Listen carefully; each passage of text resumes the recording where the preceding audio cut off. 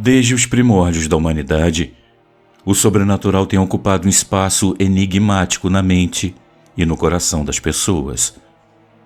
Seja em forma de lendas, histórias assustadoras ao redor da fogueira, relatos de encontros com seres misteriosos ou eventos inexplicáveis, as manifestações sobrenaturais permeiam nossa cultura e despertam fascínio e temor. As manifestações sobrenaturais variam de acordo com as culturas e tradições, mas há temas comuns que ecoam em todas as narrativas. Fantasmas que assombram casas abandonadas, lendas de criaturas místicas como vampiros, lobisomens e fadas, e relatos de encontros com seres de outra dimensão são apenas alguns exemplos que povoam o nosso imaginário. Tais relatos muitas vezes desafiam as leis da física e da lógica, e é justamente essa característica que mantém o sobrenatural vivo e presente em nossas vidas. Afinal, o desconhecido e o inexplicável despertam uma curiosidade inata em nós, levando-nos a explorar o que está além do alcance da nossa compreensão. Além de lendas e folclores, as manifestações sobrenaturais também encontram espaço nas crenças religiosas. Religiões ao redor do mundo têm suas histórias de milagres, visões divinas e intervenções sobrenaturais. Para muitos fiéis, essas experiências são uma confirmação de sua fé e da existência de um plano maior e transcendente. No entanto, a interpretação das manifestações sobrenaturais é uma questão subjetiva e complexa. Enquanto alguns encontram nelas conforto e uma conexão com o desconhecido, outras podem ver tais eventos como uma ameaça ou uma ilusão criada pela mente humana para lidar com medos e incertezas.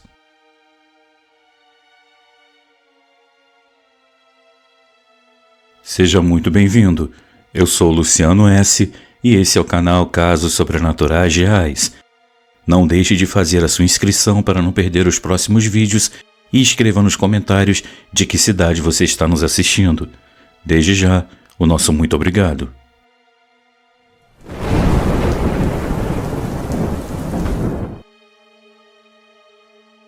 Relato de um policial.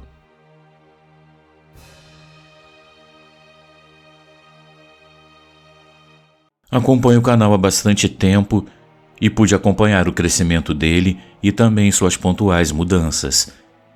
Tenho algumas situações curiosas, apesar de não me considerar nenhum tipo de sensitivo ou de espiritualidade aguçada, o que me deixava com certo receio de compartilhar, mas percebi que isso era de certa forma um equívoco após ouvir os relatos de outras pessoas e sobre como esses relatos ajudam a elas a entender o que se passa num plano dimensional diferente. Por razões de ordem administrativa, eu gostaria de não ser identificado. Eu sou policial militar há 17 anos aqui no belo estado de Alagoas. Certamente, quem trabalha em determinadas profissões acabam por vivenciar situações que outros não poderiam, pois, como dizia o cantor Edson Gomes, na calada da noite acontecem coisas. Sim, e apenas quem transita nas ruas das cidades nesse horário pode confirmar que coisas curiosas e estranhas são relativamente comuns. Pois bem, numa noite de quarta-feira, eu estava com a minha equipe de serviço quando fomos acionados pela central para verificar uma morte suspeita. Qualquer óbito que ocorre em situação que não seja previamente determinada como homicídio ou acidentes ou algo do tipo, recebe essa nomenclatura.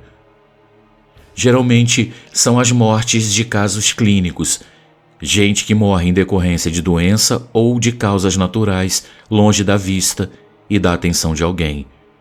Costuma ser de pessoas que moram sozinhas ou que estavam sozinhas no momento do acontecido.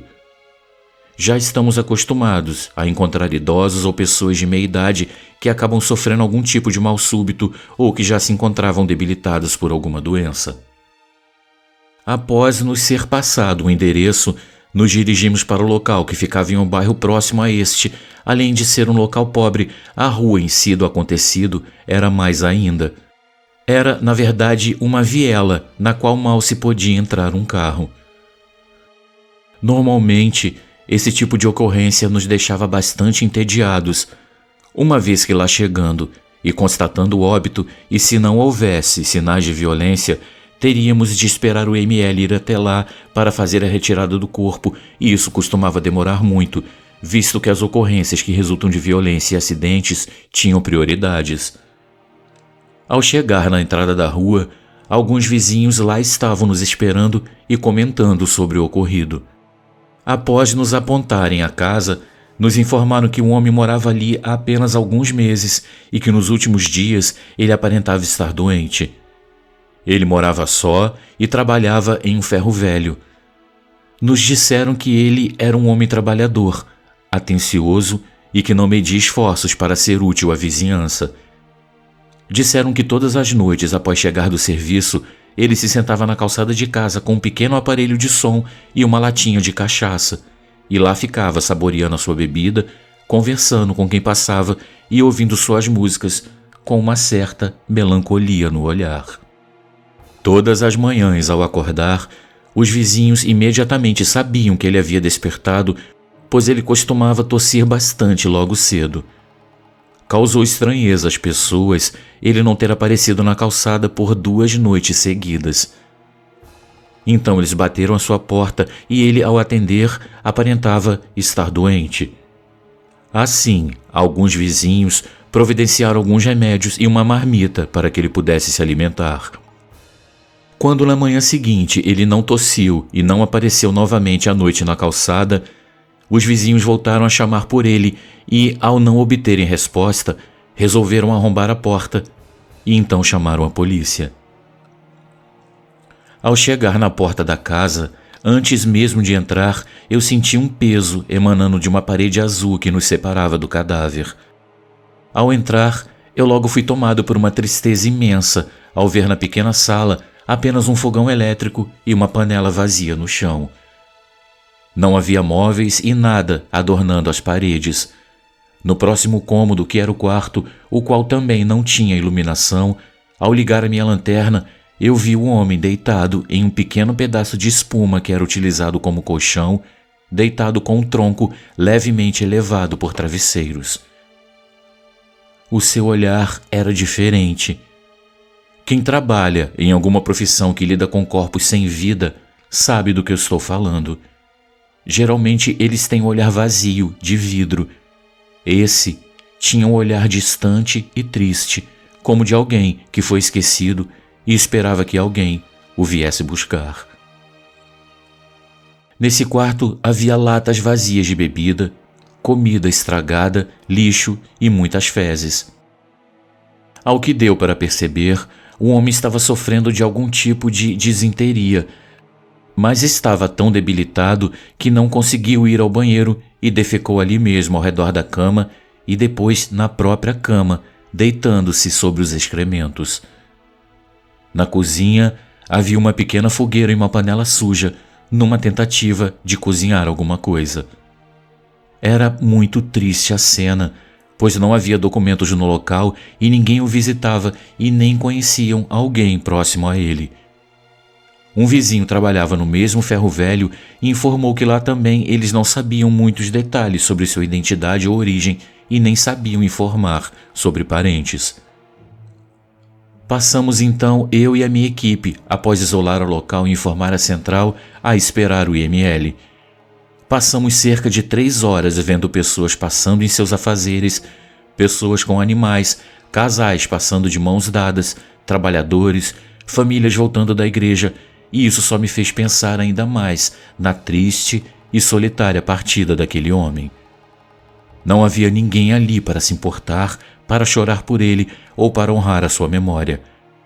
Me fez pensar que seria aterrorizante para mim passar pela mesma situação.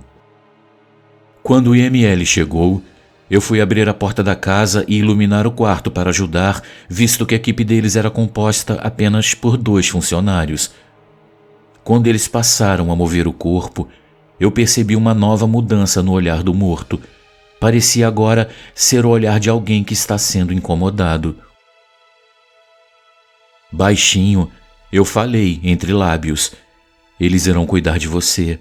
vão te dar banho e vão avisar a sua família. Luciano, após colocarem o corpo no saco preto, foram buscar uma espécie de gaveta para depois colocarem ele dentro do veículo.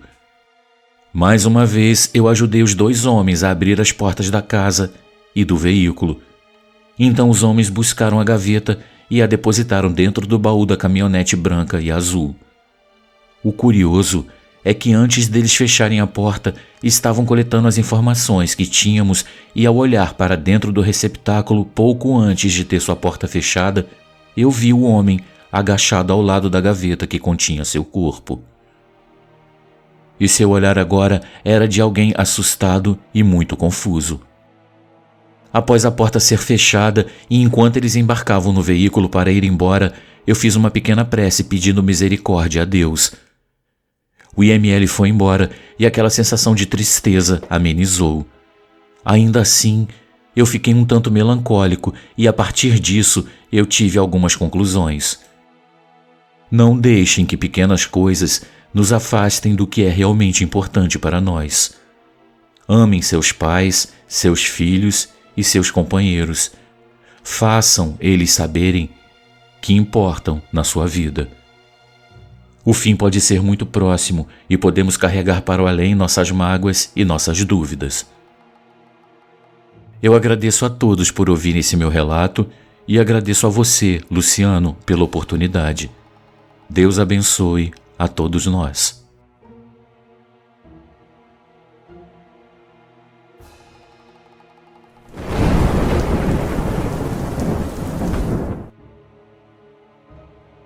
Minha avó salvou a minha vida.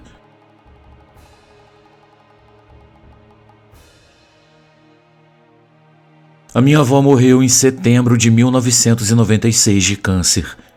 Eu tinha 11 anos na época e eu era a caçula e sua neta favorita. As minhas únicas memórias de quando eu era criança são as que ela aparece. Eu me lembro que pouco tempo antes dela morrer, ela me falou que um dia ela viria me visitar na forma de uma garotinha e que eu não a reconheceria. Um dia eu estava trabalhando em um supermercado aqui na cidade onde eu moro como caixa de lanchonete. Era o meu primeiro emprego e não fazia muito tempo que eu tinha começado, talvez uns 2 meses, e naquele dia eu já tinha levado algumas broncas do meu supervisor. Eu estava realmente ocupada e eu estava quase explodindo de vontade de ir ao banheiro, e é claro que o meu supervisor não deixou eu ir até que a fila ficou menor. Meia hora depois, ele finalmente me deixou ir. Eu estava quase correndo porque o banheiro dos funcionários era do outro lado do supermercado. Então, no caminho, eu encontrei uma garotinha que estava chorando pela mamãe dela. Ela tinha uns 3 ou 4 anos de idade e estava perdida e com muito medo. Eu peguei ela pela mão e a estava levando para a central de atendimento ao cliente para anunciar no sistema de som, e então eu ouvi a garotinha falar: "Olha a minha mãe ali, olha!" E ela estava apontando para a porta da saída do supermercado. Então eu corri, tentando não perder a mulher de vista. Nós fomos para fora da loja e eu comecei a olhar em volta, mas eu não conseguia ver ninguém. Ela apontou para uma mulher que estava indo para um carro verde escuro, então eu chamei ela, mas ela não me ouviu. Eu então disse para a garotinha se apressar enquanto corríamos na direção da mulher. Quando eu estava correndo, já na metade do caminho, eu ouvi um barulho ensurdecedor, uma explosão vindo de dentro do supermercado. Eu caí no chão com a força da explosão e quase desmaiei. Eu estava coberta de vidro e eu ouvi a garotinha chorando, e quando eu levantei a cabeça para pegá-la, ela havia sumido. Eu procurei pelo estacionamento inteiro em pânico, sem saber o que havia acontecido. Eu não conseguia achar a garotinha. Eu estava chorando e tinha sangue escorrendo pelo meu rosto. Eu ainda não havia entendido o que tinha acontecido. Cerca de 3 ambulâncias apareceram pouco depois, junto com um caminhão dos bombeiros. Eu ouvi alguém gritando que alguma coisa tinha explodido lá dentro. O supermercado estava bem cheio naquele dia. Algumas pessoas morreram e mais de 100 ficaram bem machucadas.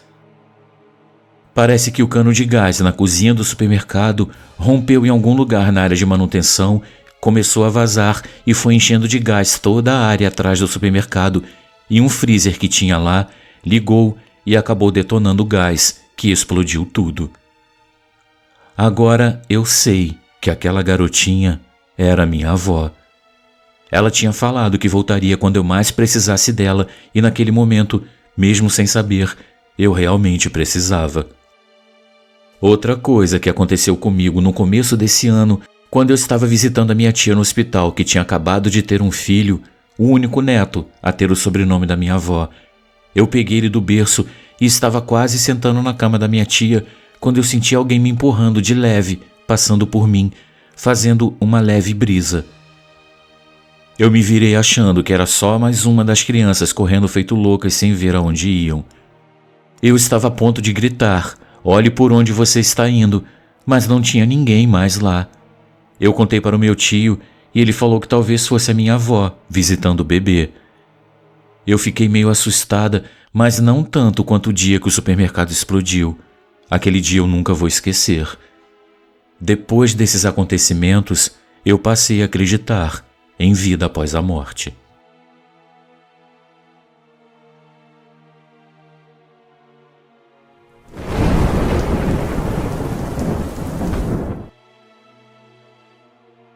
Um preço muito caro.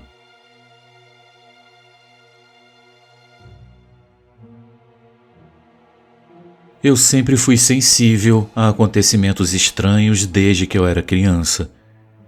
Eu sempre acreditei no paranormal e o que aconteceu no meu apartamento me confirmou isso. O meu novo apartamento era esplêndido, mas eu mal sabia que esse sentimento logo passaria.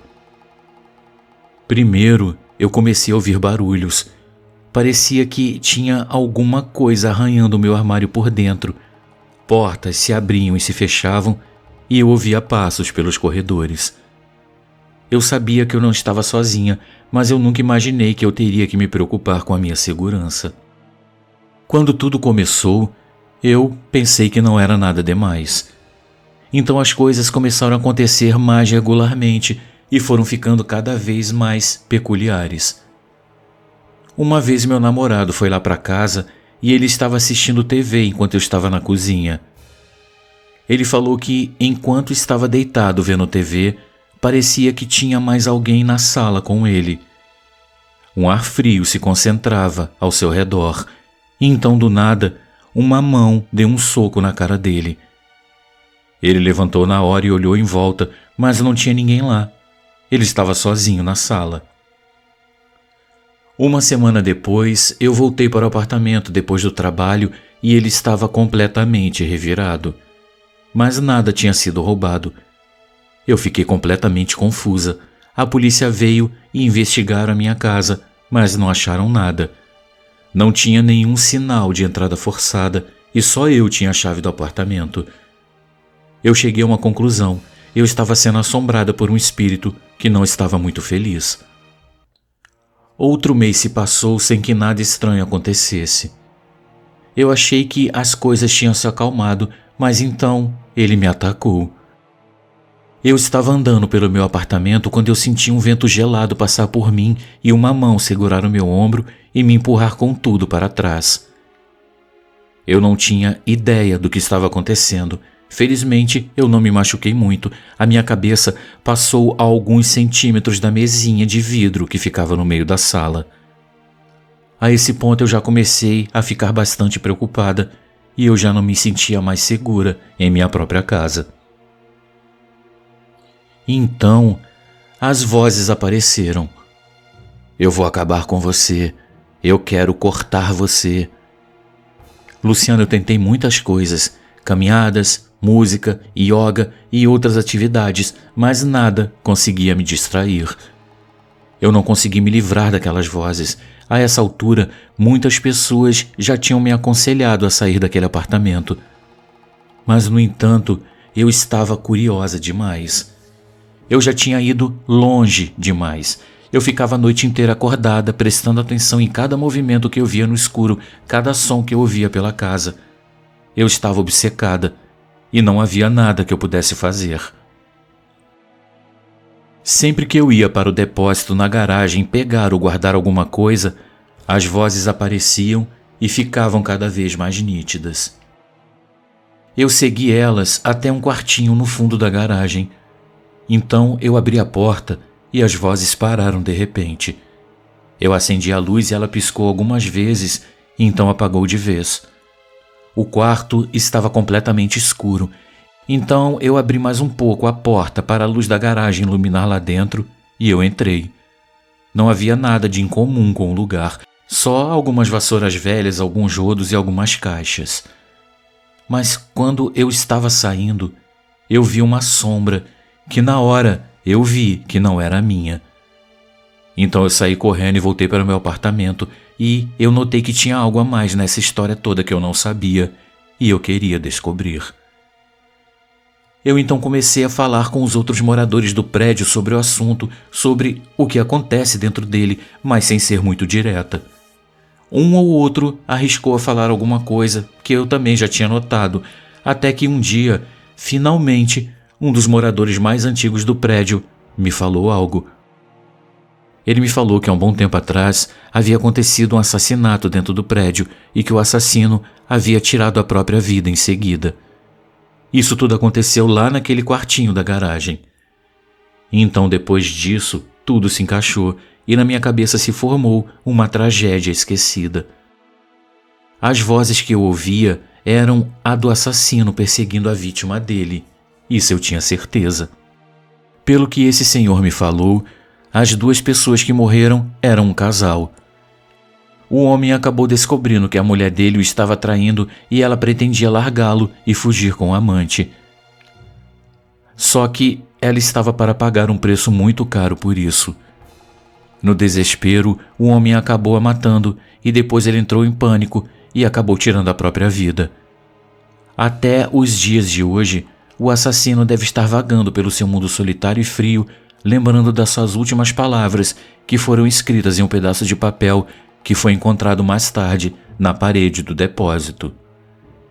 Nele estava escrito: "Se eu não posso tê-la, então ninguém mais poderá."